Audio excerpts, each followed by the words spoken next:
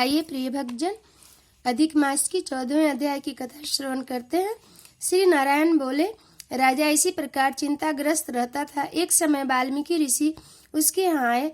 राजा ने जल्दी से उठकर भक्ति सहित उनके चरणों में नमस्कार किया।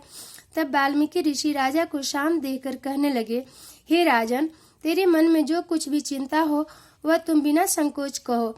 क्या बात है? दृढ़ धनवा ने कहा, महाराज, आपके चरणों की कृपा से सब सुख है, परंतु हे ब्राह्मण, एक बड़ा भारी संदेह मेरे मन में है। सो वह उस वन के तोते के मुख से लगे हुए शूल को आप दूर करिए। वाल्मीकि ऋषि राजा के यह वचन सुन बोले, हे राजन, पूर्व जन्म में तुम द्रविड़ देश में ब्राह्मण के घर में ताम पात्र के किनारे उत्पन्न हुए थे। सदैव तुम्हारा नाम था। तुम अत्यंत गंभीर और धार्मिक प्रवृत्ति के सत्यवादी, जितना मिले उतने ही में संतुष्ट रहने वाले थे। तुम्हारी स्त्री गुणों वाली गौतम ऋषि की पुत्री गौतमी नाम से विख्यात थी। तुम्हारे गृहस्थ आश्रम के धर्म में चलने वाले सुदेव को कितना ही काल व्यतीत हो गया, परंतु उसकी संतान नहीं हुई। एक दिन आसन पर बैठा हुआ अपनी स्त्री से सेवा कराता हुआ थका हुआ वह ब्राह्मण कहने लगे, हे सुंदरी, संसार में पुत्र से परे कोई सुख नहीं, क्योंकि तब दान से उत्पन्न पुत्र परलोक में सुख देता है। शूद्र वंश में उत्पन्न हुई संतति इस लोक और परलोक में सुख देती है।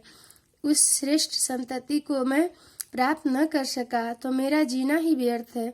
मैंने उसे वेदाध्ययन नहीं कराया, न उसका विवाह आदि किया, अतः मेरा जन्म व्यर्थ है। इसलिए मेरी मृत्यु शीघ्र ही हो जाए तो अच्छा है। मुझको आयु प्रिय नहीं। इस प्रकार अपने पति के वचनों को सुनकर उस सुंदरी के मन में अत्यंत दुख हुआ और बोली, हे प्राणेश्वर, ऐसे तुच्छ वचन मत कहो। तुम्हारे जैसे वैष्णव शूरवीर कभी निराश नहीं होते।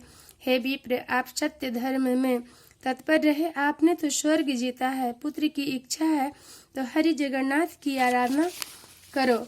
वह ब्राह्मण श्रेष्ठ अपनी धर्मपत्नी के ऐसे वचन सुनकर निश्चय के साथ ताम्रपर्णी नदी के किनारे चला गया। वहां जाकर पुण्य तीर्थ में स्नान कर महाभयंकर तप करने लगा। ऐसा उस तपोनिधि के 4000 वर्ष बीत गए। हे ब्राह्मण, उसके तप से त्रिलोकीनाथ कांप उठे। सुदेव का महाउग्र तप देखकर बड़े वेग से गरुड़ पर चढ़कर भक्त वत्सल श्री भगवान हरि प्रकट हुए। श्री नारायण बोले, हे नारद जी, नवीन मेघ के समान चतुर्भुज जगत के पालन करने से में समर्थ उन मुरारी के आनंदित सुख को देखकर बड़े हर्ष के साथ सुदेव ब्राह्मण ने मुकुंद को साष्टांग नमस्कार किया।